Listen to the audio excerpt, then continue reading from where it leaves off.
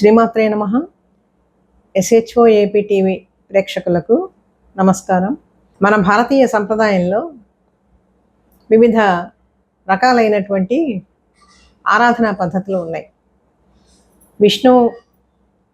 శ్రీ మహావిష్ణువుని ఆరాధిస్తూ ఉంటాం ఆయా సందర్భాలలో కాలానుగుణంగా.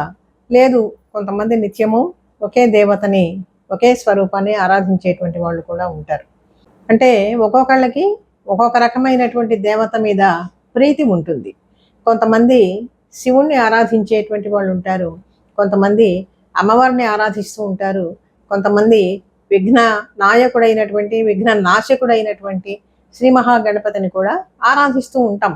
ఇందులో తప్పు లేదు. కొంతమంది సుబ్రహ్మణ్యేశ్వర స్వామిని ఆరాధిస్తూ ఉంటారు. ఇది అనాదిగా వస్తూ ఉండేటువంటి కాలమే. అలాగే అనాదిగా వస్తూ ఉండేటువంటి పూజా విధానాలే ఇవన్నీ కూడా. కొంతమంది సూర్యోపాసన చేస్తూ ఉంటారు. ఇటువంటి సందర్భంలో అమ్మవారిని ఆరాధించేటువంటి పద్ధతులు కొన్ని ఉంటాయి. వీటిలో ప్రతిరోజు అందరూ కూడా చాలామంది చదువుకుంటూ ఉండేటువంటి స్తోత్రం లలితా సహస్రనామ స్తోత్రం.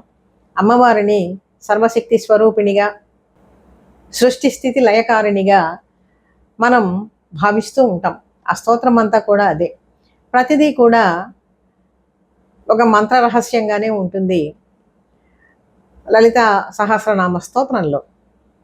అయితే దాన్ని విస్తరించి, అది ఒక సూత్రప్రాయంగా ఉంటే లలితా సహస్రనామాలు, దాన్ని విస్తరించి చూపించినటువంటి స్తోత్ర రాజ్యం ఏమిటి అంటే సౌందర్యలహరి స్తోత్రం.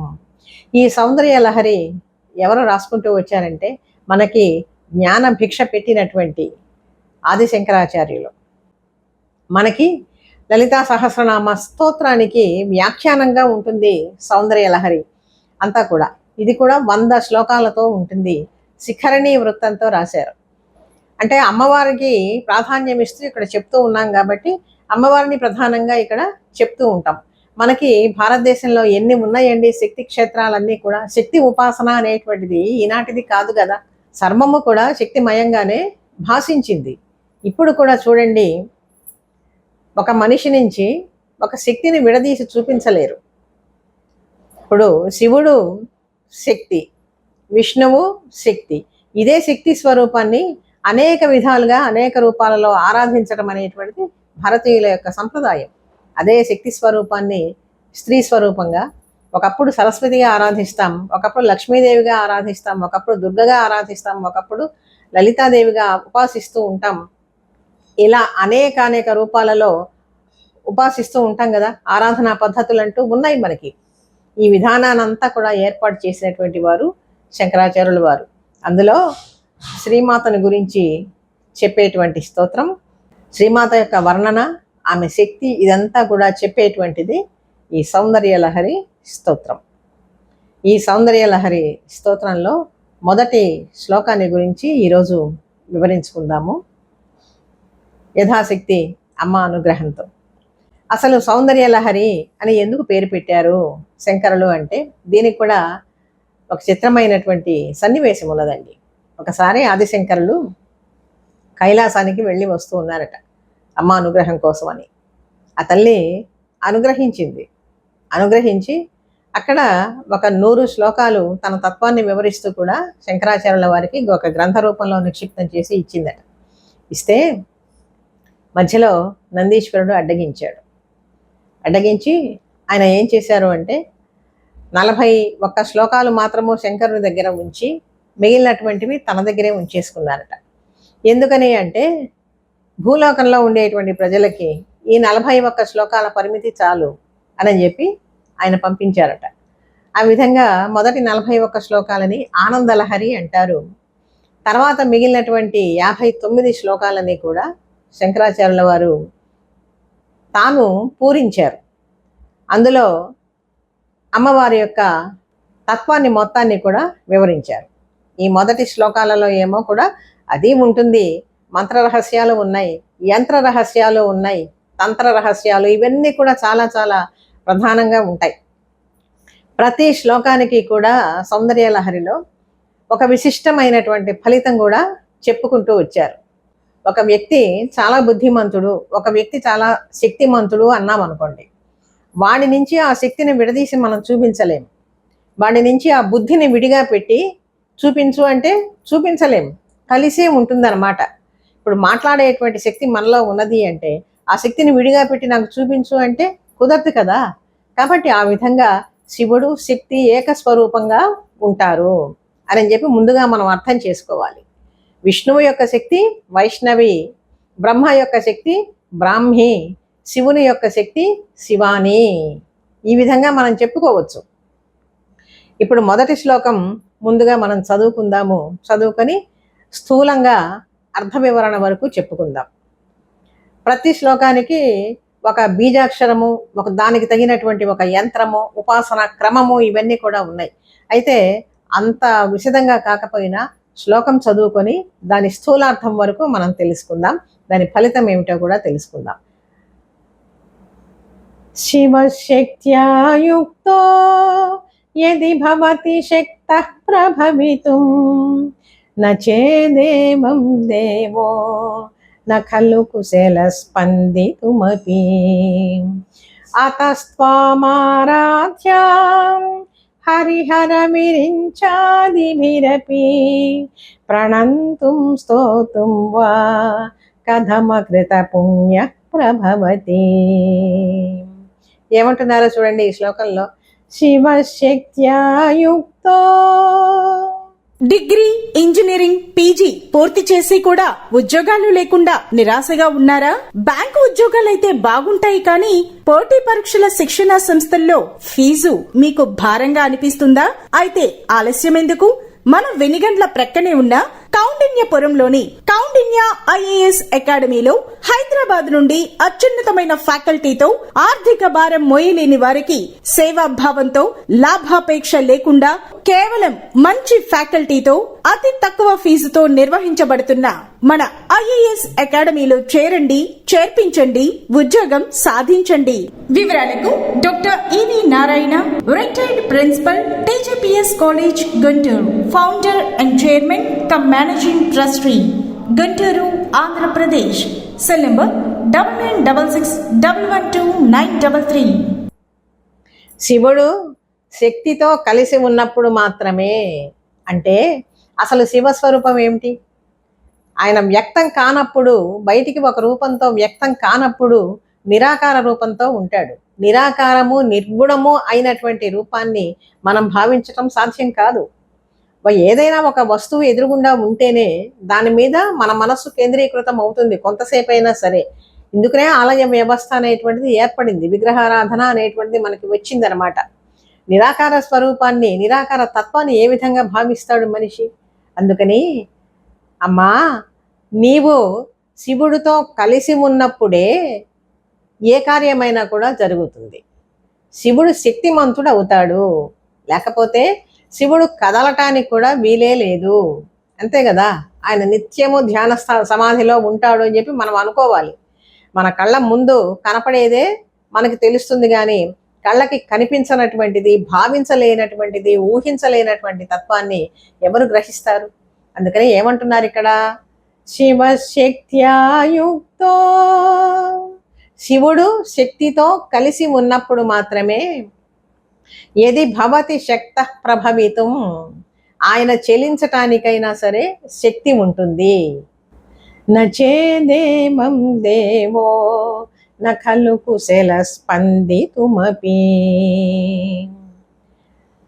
లేకపోతే ఆయన స్పందించటానికి కూడా అసలు సాధ్యం కాదు.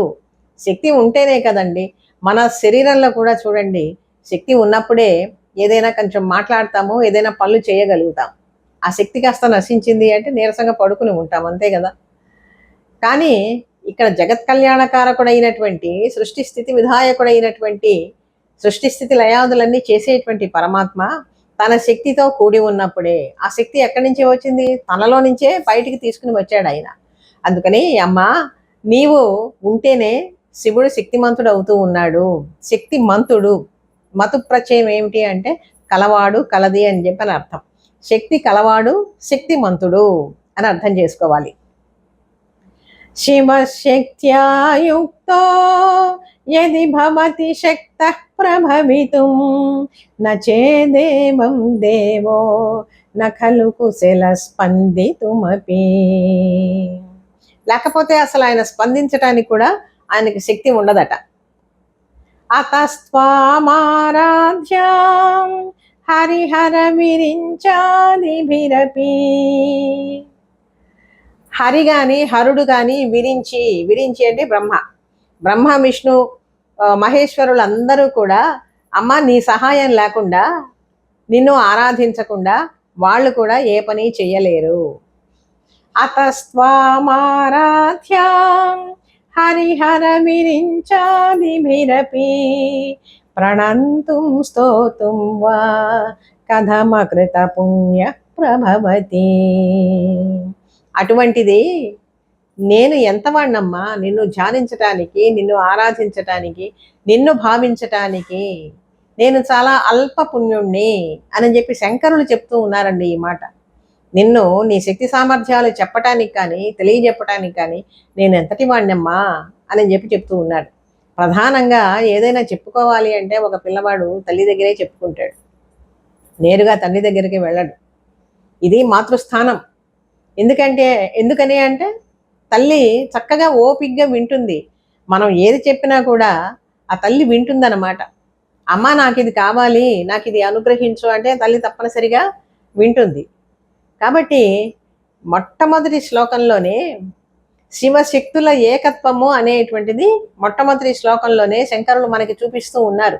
శక్తి అనేటువంటిది ఎంత ప్రధానమో ప్రతివాడికి కూడా ఆ శక్తిని ఏ విధంగా మనం ప్రసన్నం చేసుకోవాలి, పొందాలి, ఆరాధించి ఉపాసన చేసి ఆ శక్తి యొక్క, మహాశక్తి యొక్క, ఆమెనే చిద్రూపిణి అంటాం, చిచ్చక్తి అంటాం. అదే సర్వవ్యాపితం అయి ఉన్నది. జగత్తు అంతా కూడా అదే శక్తిమయంగా ఉన్నది. ఆ శక్తి పంచభూతాల్లోనూ ఉన్నది, చివరికి బ్రహ్మ విష్ణు మహేశ్వరుల్లోనూ ఉన్నది. ప్రతి ప్రాణిలో కూడా అంతో ఇంతో శక్తి ఉంటుంది. చీమకి చిన్న ప్రాణి చీమ, ఆ చీమలో కూడా దానికి తగినటువంటి, దాని శరీరానికి తగినటువంటి శక్తిని ఇచ్చాడు కదా భగవంతుడు. ఇక్కడ పరమాత్మ అన్న, దేవి అన్న కూడా ఒకటే అర్థం తీసుకోవాలి. ప్రతి ప్రాణిలో కూడా తగినటువంటి శక్తిని ఏ విధంగా పరబ్రహ్మ స్వరూపము అని చెప్పి నన్ను అన్నాం అనుకోండి, పరబ్రహ్మ స్వరూపిణి అమ్మ. కాబట్టి ఎక్కడైతే శక్తి ఉంటుందో ఆ శక్తి అంతా కూడా నీదే కదా తల్లి అని చెప్పి ఇక్కడ చెప్తూ ఉన్నారు. అటువంటి నిన్ను భావించటానికి, ఆరాధించటానికి, స్తోత్రం చేయటానికి నా వంటి అల్ప పుణ్యుడికి, అల్పభాగ్యం కలిగినటువంటి వాడికి, అల్ప ప్రజ్ఞా విశేషాలు కలిగినటువంటి వాడికి ఏ విధంగా సాధ్యమవుతుందమ్మా అని చెప్పి ప్రార్థిస్తూ ఉన్నారు శంకరులు ఈ మొట్టమొదటి శ్లోకంలో. ఆయన అలా అన్నారు అంటే మన స్థాయి ఎంతటిదో ఇంక చూడండి. కాబట్టి దీన్ని బట్టి మనం అర్థం చేసుకోవాలి. ఇందులో ఉండేటువంటి ప్రతి శ్లోకము కూడా సౌందర్య లహరిలో చాలా చాలా శక్తివంతమైనటువంటి శ్లోకం. సర్వశక్తులను అనుగ్రహించేటువంటిది ఈ శ్లోకం.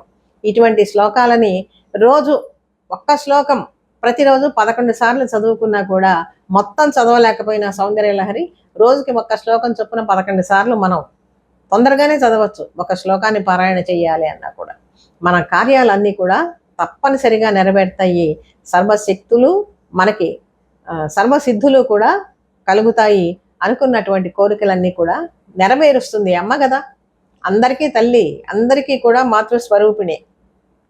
అమ్మలగన్న ఎమ్మ ముగురమ్మల మూల పుటమ్మ చాలా పెద్దమ్మ అని చెప్పి పోతన గారు చెప్పారు కదా. సురారులమ్మ కడుపు ఆరడి పుచ్చినయమ్మ తన్ను లోనమ్మిన వెల్పుటమ్మల మనమ్ముల నుండెడియమ్మ దుర్గమాయమ్మ కృపాబ్ధి ఇచ్చుత మహత్వ కవిత్వ పటుత్వ సంపదల్. పోతన గారు ప్రార్థించారండి ఆ తల్లిని. ఈ విధంగా ప్రార్థించింది ఎవరు? నాకు శక్తి కావాలి అని చెప్పి అడగంది ఎవరు?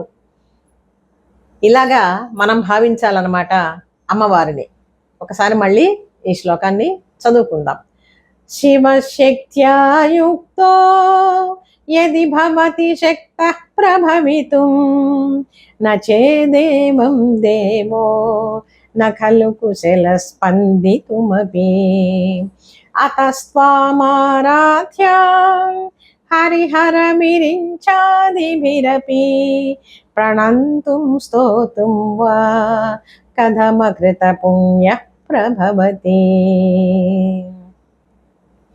ఈ విధంగా ప్రతిరోజు గనక ఒక్కొక్క శ్లోకాన్ని 11 సార్లు గనక మనం పారాయణ చేసుకుంటూ ఉన్నట్లయితే మనకి ఉండేటువంటి బాధలన్నీ కూడా తొలగిపోతాయి. ఏ పని చేసినా మనం ఒక ఫలితాన్ని ఆశిస్తూ ఉంటాం కాబట్టి ఆ ఫలితంతోనే మనకొక తృప్తి కలుగుతూ ఉంటుంది కాబట్టి ఒక పుణ్యప్రదమైనటువంటి శ్లోకాన్ని అమ్మవారి అనుగ్రహం అందరి మీద కూడా వర్షించాలి అని చెప్పి భావిస్తూ అప్పుడప్పుడు ఒక్కొక్క శ్లోకాన్ని గురించి సౌందర్యలహరిలో వివరించుకుందాము.